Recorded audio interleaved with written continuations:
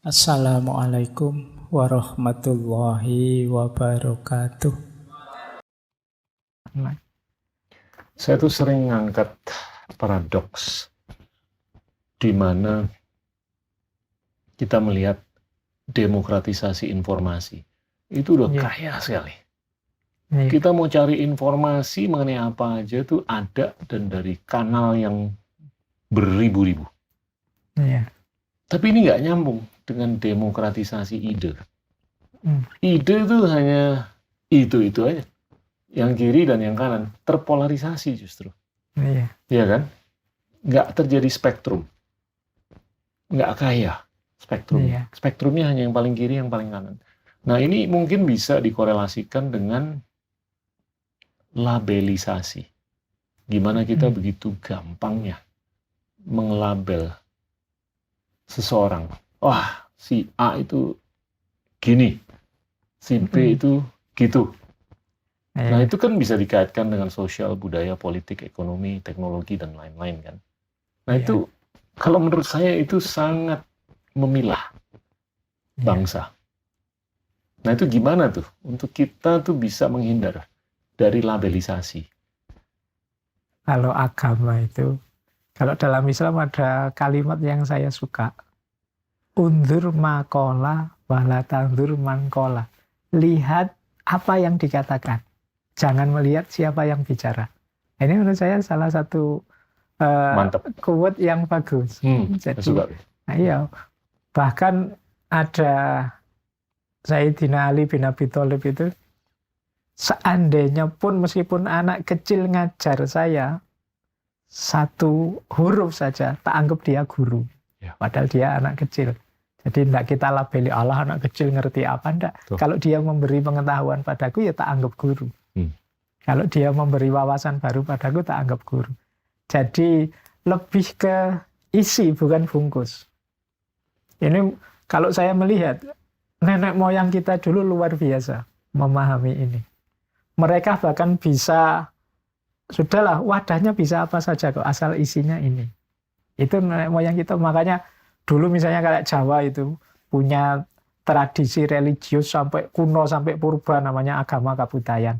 Hindu datang, enggak masalah, monggo saja datang bareng-bareng kita. Betul. Kemudian Buddha datang, ayo monggo, gak apa-apa, substansinya sama kok, monggo saja kita. Nah, terus Islam datang juga begitu, masuk dengan nyaman, smooth, tidak ditentang dan lain sebagainya. Jadi ini menurut saya kesadaran level tinggi. Sementara kita hari ini begitu ngerti label yang berbeda, berarti bukan aku. Betul. Jadi, oh labelmu gitu, aku labelmu ini. Warnaku merah, kamu warnanya hijau. Dia warnanya kuning, berarti kita beda. Kalau beda berarti kita saling musuh. Nah, ini cara berpikir hari ini banyak begitu. Kita menganggap perbedaan itu sebagai ancaman buat kita. Jadi, karena kita berpikirnya kalau pakai bahasanya Derrida itu selalu biner. Dianggapnya hidup ini hanya ada hitam dan putih.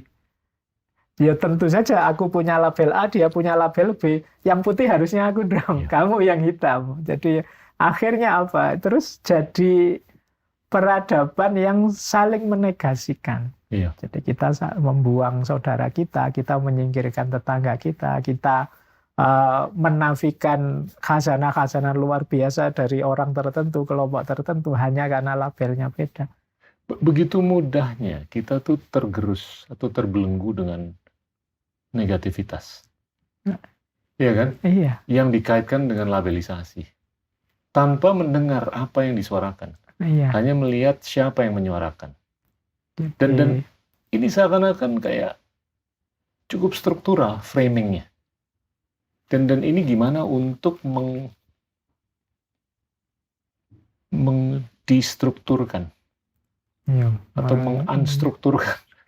Supaya ya ujung-ujungnya kalau kita benar-benar mau berfilsafat adalah untuk bisa menginterogasi apapun yang kita lihat dengar.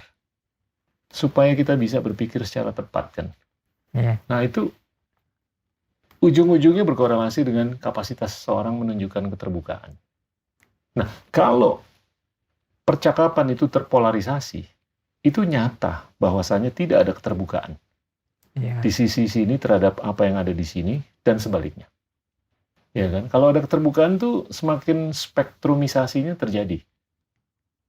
Ya kan? Jadi ada menarik tambahannya Pak kita. Ada kalimat dari Imam Syafi'i yang saya ingat itu. Jadi beliau punya kalimat begini. Pendapatku benar, tapi mengandung kesalahan juga. Wong aku manusia, tidak mungkin perfect. Pendapatmu menurutku salah, tapi pasti mengandung kebenaran juga. Wong ya kamu ingin mencari kebenaran. Nah ini menurut saya kalimat ini luar biasa. Jadi kesadaran bahwa kita semua ini manusia. Tidak ada manusia yang 100% hidupnya negatif atau kebalikannya 100% hidupnya positif. Kita punya banyak keterbatasan. Pikiran-pikiranmu menurutku salah, tapi aku yakin pasti ada unsur-unsur benarnya juga dalam konteks tertentu, dari perspektif tertentu. Pikiranku aku yakin benar, tapi aku ya sadar aku manusia, bisa saja salah. Maka pikiranku mungkin saja keliru. Jadi kalau ada yang positif petik, kalau nggak positif ya nggak usah dipetik. Jadi kita kan? kalau memang cocok, ayo oke, baik. Makanya yang dilihat isinya bukan siapa yang ngomong. Ya. Jadi kita ini sering melewatkan tokoh-tokoh besar, orang-orang penting dengan mungkin pikiran-pikiran, nasihat-nasihat luar biasa. Baru kita sadar setelah meninggal. Betul. Wah ini tokoh ini dulu luar biasa ya, pikiran baru sadar sekarang pikirannya luar biasa. Kenapa kita tidak bisa ngambil manfaat dulu waktu beliau hidup? Karena kita labeli dia sebagai beda dengan kita. Iya. Nah kita sering begitu. Jadi banyak orang yang misalnya ada yang bilang, wah baru sadar saya Gus Dur itu punya pikiran bla bla bla gini. Nah dulu waktu ada Gus Dur diserangi luar biasa dengan asumsi bahwa dia beda dengan aku, beda dengan kelompokku. Mungkin tokoh tertentu juga begitu, kita baru sadar, wah beliau ini sumbangannya besar, pikirannya luar biasa. Sayangnya waktu beliau masih hidup kok saya kontra terus. Ya kita sering tidak sadar. Gus Dur itu salah satu dari 107 miliar yang tadi. Iya. Udah bagus bahwa kita masih bisa mengenang Gus Dur. Iya kan? Tapi banyak yang nggak mau berkomunikasi dengan sejarah. Ya kan? Jadi itu yang bahasa saya, kita itu sering ditunggui orang-orang besar, kita itu sering ditemani pikiran-pikiran para pemikir yang luar biasa, tapi kita mengambil manfaatnya minimal hanya karena kita tempeli label negatif. Ya. Saya belakangan ada baca itu orang yang sama sekali akhirnya tidak mau Ibnu Sina, padahal semula dia memuji-muji Ibnu Sina. Begitu baca, Pak Faiz katanya Ibnu Sina itu Syiah. Akhirnya dia cerai total sama Ibnu Sina. Padahal mungkin sudah banyak di sini sekolah-sekolah yang pakai nama Avicenna, sekolah-sekolah. Di Eropa, di buku kedokteran di Eropa dia lupa dengan itu. Hanya karena belakangan dia membaca ada yang bilang Ibnu Sina itu Syiah. Ya saya bilang ya terserah saja, monggo saja kalau gara-gara label itu. Terus semua gagasan-gagasan, pikiran-pikiran, kontribusinya yang luar biasa, tidak hanya untuk umat Islam, tapi untuk peradaban dunia, kamu tidak anggap sama sekali. Jadi kita sering cara berpikirnya seperti ini. Tapi kalau menurut saya ini nyambung dengan pola pendidikan di rumah tangga, di sekolah, di kantor, di ekosistem. Dan kalau menurut saya juga di tempat ibadah, itu penting sekali. Untuk siapa yang megang mikrofon, itu benar-benar berpendidikan. Dan udah ikro bermacam-macam buku. Ya kan? Jadi memang ini PR kita semua. Makanya saya di Jogja itu tadi saya bilang ya ada forum ngaji filsafat itu. Itu sebenarnya pertimbangannya adalah bukan kok pengen gaya, ingin memberi menu